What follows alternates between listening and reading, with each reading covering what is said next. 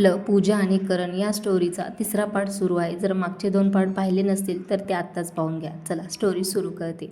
तर पूजा पूर्णपणे तुटली होती. ज्याच्यावर तिने मनापासून प्रेम केलं, ज्याच्यासोबत आयुष्याची स्वप्न पाहिली, तोच तिला सोडून गेला. पण त्या धक्क्यानंतरही ती थांबली नाही. काही दिवस ती खूप तुटली, खूप रडली, पण हळूहळू तिने स्वतःला सावरायला सुरुवात केली.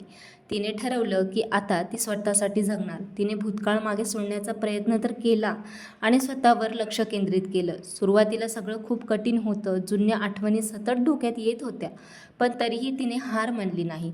तिने नवीन गोष्टी शिकायला सुरुवात केली, स्वतःला बिझी ठेवलं आणि तिच्या करिअरवर पूर्ण लक्ष दिलं. हळूहळू तिचं आयुष्य बदलायला लागलं. ती आधीसारखी कमजोर राहिली नाही, ती खूप स्ट्रॉंग बनली.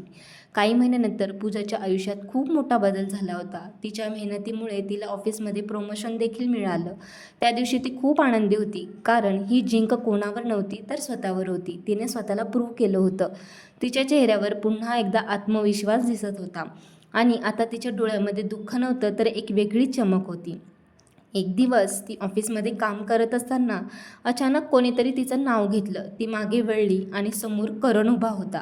काही क्षणासाठी तिला थांबल्यासारखं वाटलं. तोच करण ज्याने तिला सोडलं होतं, पण यावेळी तो आधीसारखा कॉन्फिडंट नव्हता. त्याच्या चेहऱ्यावर गिल्ट आणि पश्चाताप स्पष्ट दिसत होता. तो हळूच तिच्या जवळ आला आणि म्हणाला, "पूजा, मला तुझ्याशी बोलायचं आहे." पूजाने शांतपणे त्याच्याकडे पाहिलं. तिच्या चेहऱ्यावर ना राग होता ना दुःख, फक्त एक स्थिरपणा आणि कॉन्फिडन्स. किंमत ओळखली नाही.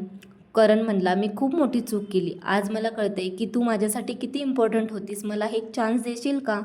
पूजा काही क्षण शांत राहिली. तिने त्याच्याकडे पाहिलं आणि हळूच हसली, पण त्या हसण्यात आता भावना नव्हत्या. तो फक्त एक एक्सेप्टन्स होता. ती शांतपणे म्हणाली, "ज्या दिवशी तू मला सोडलंस त्या दिवशी मी खूप तुटले. मला वाटलं होतं की सगळं संपलं. पण त्याच दिवशी मी स्वतःला शोधायला सुरुवात केली." ती पुढे म्हणाली, "आज मी जिथे उभी आहे ना, तिथे पोहोचण्यासाठी मला खूप काही सहन करावं लागलं, खूप काही गमवावं लागलं. त्यासाठी आता मी मागे वळून पाहणार नाही." करण काहीच बोलू शकला नाही. त्याच्या डोळ्यामध्ये पश्चाताप होता, पण आता खूप उशीर झाला होता. पूजा हळूच म्हणाली, "थँक करण थोडं कन्फ्यूज झाला आणि म्हणाला, "थँक पूजा हसत म्हणाली, "हो, कारण तू मला सोडलंस म्हणूनच आज मी इतकी स्ट्रॉंग बनले. जर तू गेला नसतास ना, तर कदाचित मला माझी किंमत कधीच समजली नसती." इतकं बोलून पूजा तिथून निघून गेली. यावेळी ती कोणासाठी थांबली नाही, कारण तिला आता कोणाची गरज नव्हती. ती स्वतःसाठी पुरेशी होती. त्या दिवशी तिने फक्त करणला नाही, तर तिच्या भूतकाळालाही मागे सोडलं. शेवटी पूजाला एक गोष्ट नक्की समजली, की आयुष्यात कोणीतरी आपल्याला सोडून गेलं म्हणून आपलं आयुष्य संपत नाही.